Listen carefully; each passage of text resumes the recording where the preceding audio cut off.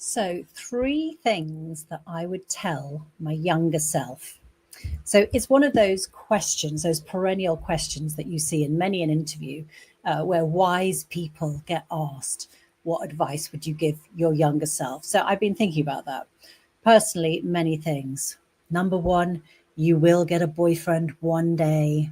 Number two, just because everyone's wearing a drop waist, puff sleeve sailor dress, it doesn't mean it's going to suit you. And number three, lying out in the sun all day until your skin turns a deep pink is not the best way to get a tan. So, can you tell I was a teenager in the 1980s? Yes. Um, Seriously, though, when I think about what advice I'd give myself if I was starting out in the world of work, there are three things. And I think they still hold true today.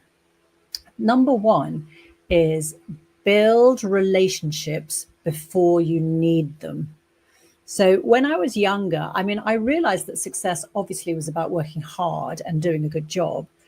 Of course, that matters, but opportunities often came through people, you know, and through trust, you know, through people who trusted you and worked with you, et cetera, et cetera. And even now, I do think that most opportunities come through people rather than necessarily job applications.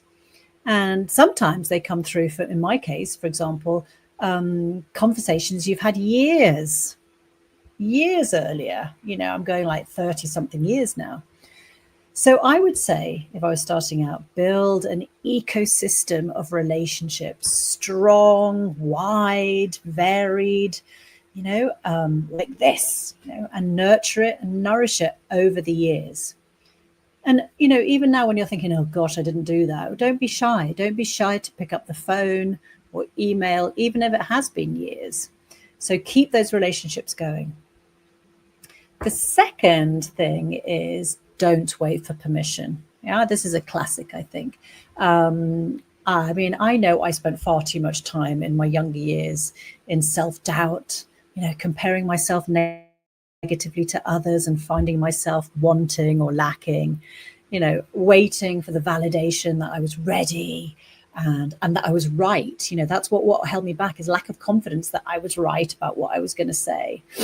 And I think I doubted, that I had something important to say, that I had a solution. So, it's like not speaking up because in case I was wrong, waiting for somebody else to give me permission or validation. And the thing about that is that most of the time nobody does, right? They're too busy. Why? Because they're too busy worrying about themselves most of the time for them to think about you. So you have to decide that you're ready and take the next step anyway, or speak up even if you don't know that you're 100% right. So stop. My second one is really don't wait for permission, just do it. The third one, which I think is so important now, is to reinvent yourself regularly.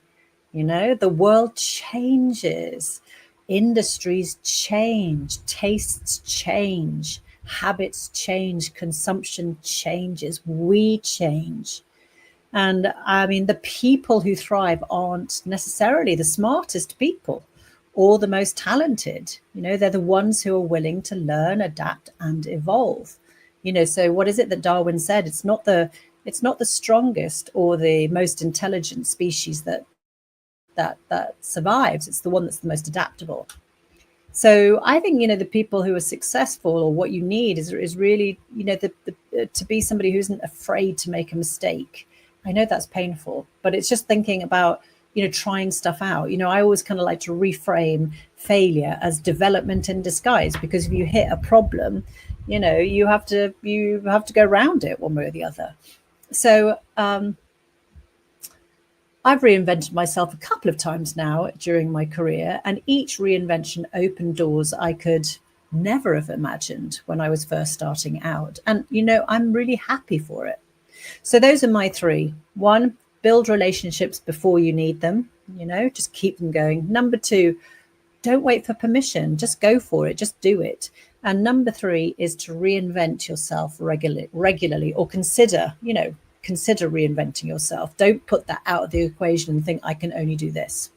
So I would love to know, what advice would you give to your younger self, teenage, and maybe starting out in the world of work. Yeah. And if you were one of those 14-year-olds who did look good in a Laura Ashley drop waist, puff sleeve, navy sailor dress, I'd love to swap photos. All right. Take care. Bye.